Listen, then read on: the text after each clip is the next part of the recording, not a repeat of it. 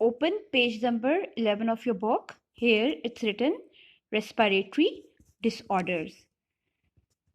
There are a number of respiratory disorders which affect people. The percentage of such disorders is particularly high in Pakistan. Why it's particularly high in Pakistan? Due to the concentration of the more pollutants here. It is due to the more concentration of the air pollutants, not only in the urban but also in the rural atmosphere. Urban means city areas and rural mean village areas. Some of the important respiratory disorders are described next. Just have a look of the first one, bronchitis. Have a look of this picture. The first one is a bronchi, it's a normal bronchi, and the second one, you can say it's a reddish color from the center place.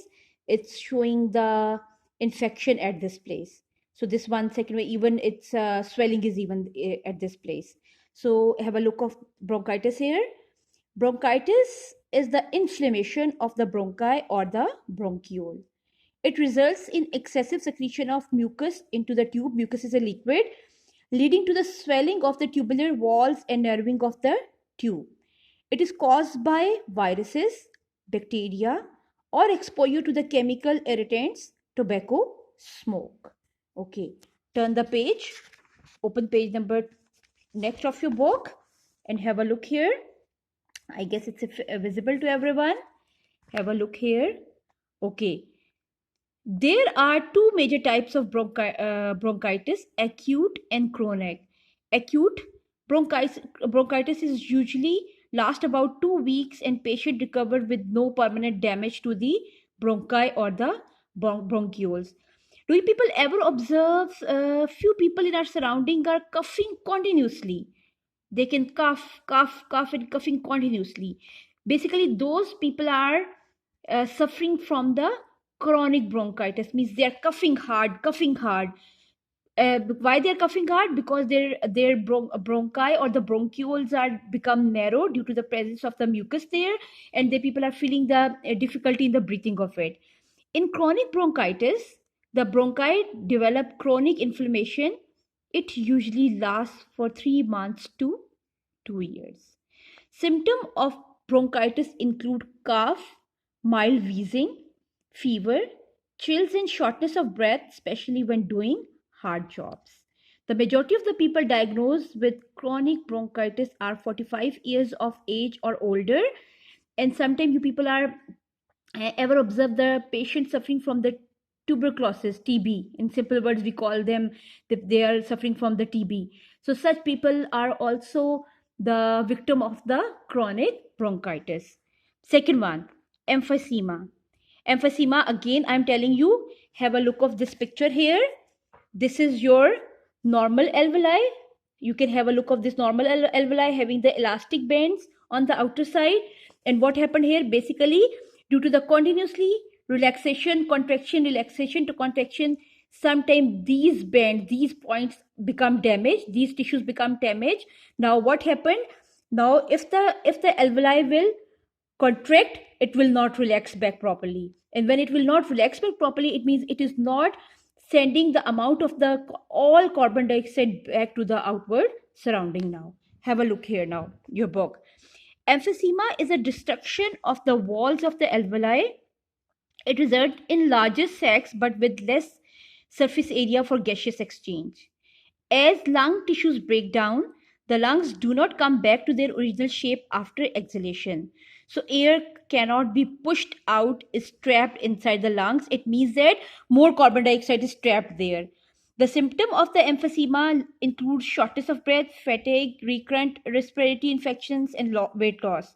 By the time the symptoms of the emphysema appears, the patient has usually lost 50 to 70% of his or her lungs. The level of oxygen in the blood may get so low that it causes serious complications. Come to next, pneumonia. Pneumonia is an infection of the lungs. If this infection affects both lungs, then it is called double pneumonia. The most common cause of the pneumonia is bacterium. Okay, it's a special kind of the bacterium, Streptococcus pneumoniae. Some viral influenza virus and fungal infection may also lead to the pneumonia. And nowadays, the coronavirus is also doing the same kind of the task. When the causative organisms, causative means damaging, enter the alveoli, they settle there and grow in number. They break the lung tissues and the area becomes filled with the fluid and pus.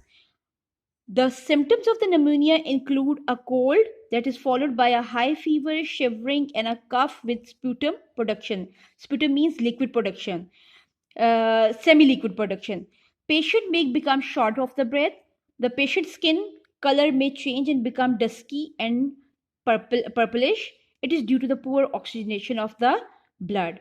Vaccines are available to prevent pneumonia caused by Streptococcus pneumoniae. Antibiotics are used in the treatment of this pneumonia, especially the persons who are older in their age and the young kids. Mostly they are suffering from the pneumonia. Like in the same way the persons are, you can say in the same way the persons are suffering from the coronavirus, the coronavirus is also affecting the lungs in the same way like the person is suffering from the pneumonia. Prior to the discovery of the antibiotic, one third of the pneumonia patient died from the infection. Come to next one now. Asthma, I told you it's a kind of the allergy, it's a form of the allergy. Few people are you can say irritant of the few dust particles, germs, insects, their pollens are present inside the air. Asthma is a form of allergy in which there is inflammation of the bronchi, more mucus production and narrowing of the airways. In asthma patients, the bronchi and bronchioles become sensitive to different allergens, allergy causing factors, for example, dust, smoke, perfumes, pollens. When exposed to any of such allergens, the sensitive airways show immediate and excessive response of constriction. Constriction means narrowing. In this condition, the patient feel difficulty in breathing. The symptoms of asthma vary from person to person. The major symptoms include shortness of breath, especially with exertion or at night, wheezing, whistling sound when breathing out, coughing, and chest tightness. The chemicals with ability to dilate the bronchi and bronchioles are used in the treatment of asthma. Such medicines are given